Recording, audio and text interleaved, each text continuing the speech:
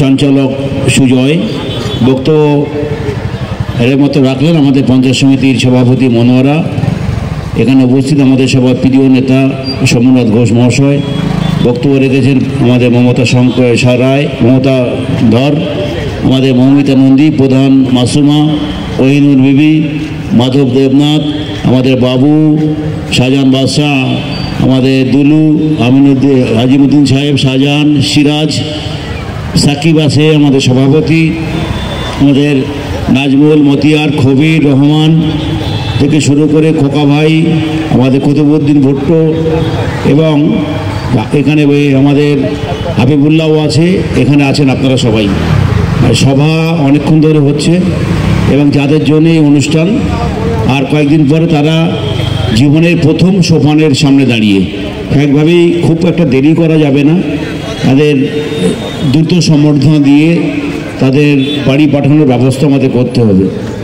আমরা আজকের দিন জানি ভারতবর্ষের ক্যালেন্ডারে একটা গুরুত্বপূর্ণ দিন এবং আজকের দিনের মহত্ব, গুরুত্ব স্নাসির ছেলে মেয়েদের অজানা নয় এবং আজকে খুব সাড়ম্বরভাবে আমরা আমাদের দলগতভাবে এই অনুষ্ঠানটা পালনও করেছি এবং এর সঙ্গে অ্যাডিশনাল কিছু প্রোগ্রামে আমাদের হাজির হতে হয়েছে।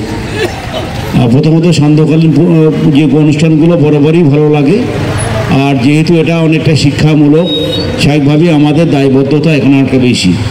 আর সময় আমাদের বলার সময় খুবই কম, কারণ এখানে বলার চেয়েও যেটা বেশি বেশি করে আমাদের প্রয়োজন আগামী প্রজন্মকে ঠিকঠাক তৈরি করা। কারণ বর্তমানে একটা টাইম চলে এসেছে গোটা ভারতবর্ষ জুড়ে যে বিভিন্ন স্তরে যে পরিমাণ সামাজিক ব্যাধি সৃষ্টি হয়েছে, সেটাকে মেরামত করার জন্যে শিক্ষিত মানুষদের, প্রশাসন, সামাজিক স্তরে থাকা দরকার।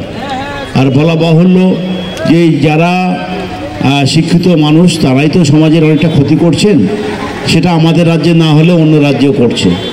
তো সেটাও সমানে সত্য। তার পাশাপাশি এটাও বলবো যে তোমরা যারা জীবনে প্রথম হার্ডেলের সামনে দাঁড়িয়ে তোমাদের অনেকটা চিন্তা ভাবনা করে চলতে হবে।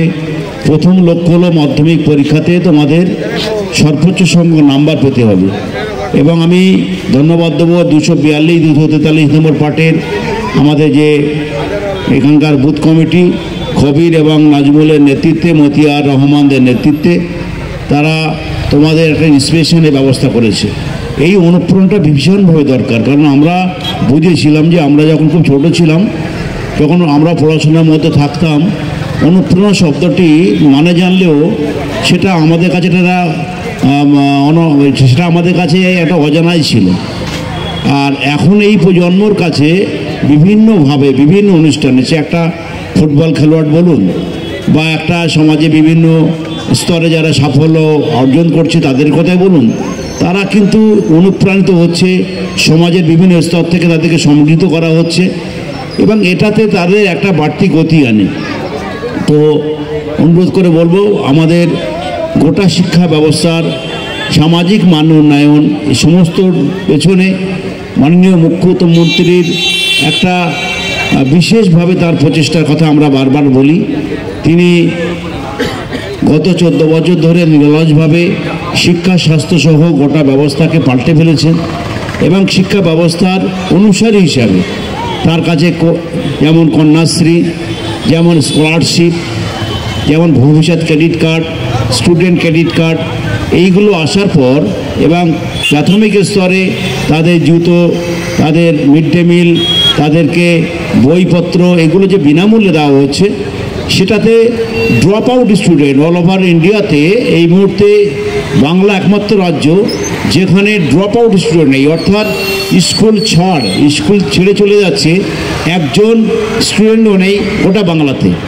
এবং বলা বাহুল্য, আমি রাজনৈতিক মঞ্চ নয়, তথাপিও মোদিজির রাজ্য বলে পরিচিত গুজরাট, রাজস্থান, মধ্যপ্রদেশ, সেখানে কোথাও 17%, কোথাও 20% প্রতি বছর ছেলেমেয়েরা স্কুল ছেড়ে চলে যাচ্ছে।